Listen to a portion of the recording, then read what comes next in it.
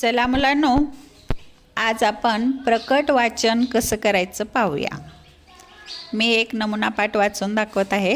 नीट लक्षपूर्वक ऐका आणि तुम्ही त्याचप्रमाणे वाचन करायचे। तर पहा, पाठ 12वा, पाऊस फुले। आज शनिवार, सकाळची शाळा। ससोबा लवकर उठला। शेपटी फुगवून आळस देत ससोबा म्हणाला, अगं आई, सकाळ झाली, तू कामाला लागलीस। खाऊ आणायला बाबा बागेत गेले तरी अजून सूर्य कसा नाही उगवला, प्रकाश कसा नाही पडला ग? अजून रात्र आहे का ग आई? आईने ससोबाला जवळ घेतलं। खुदकन हसत ससोबा म्हणाला, आई, तुझ्या मिशा टोचतील हं मला।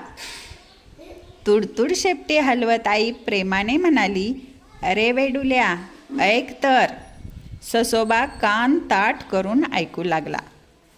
आई सांगू लागली, आता आभाळ भरून आले, आकाशात काळे ढग आलेत। आता प्रकाश पडेल चमचमणाऱ्या विजेचा, आवाज येईल गडगडणाऱ्या ढगांचा। मग येईल पहिला पाऊस, गारेगार पाऊस, रिमझिम पाऊस, तडतड पाऊस, मुसळधार पाऊस। कोबी आणि गाजरं घेऊन बाबा बागेतून येत होते। ससोबा शेपटी ताठ करून जोरात धावत सुटला। पहिल्या पावसाची रिमझिम बातमी त्याला बाबांना सांगायची होती।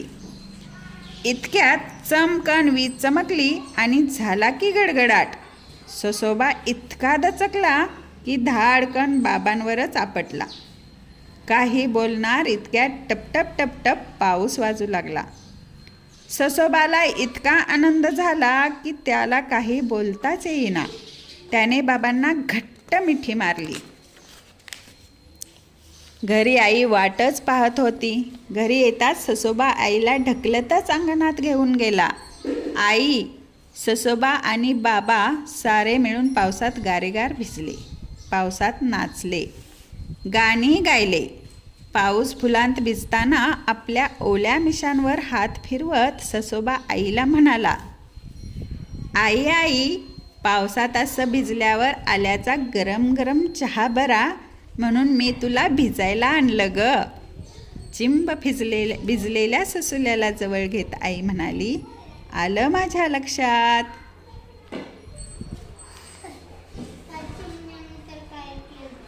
तर मुलांनो, आवडलं का पाठ? धन्यवाद।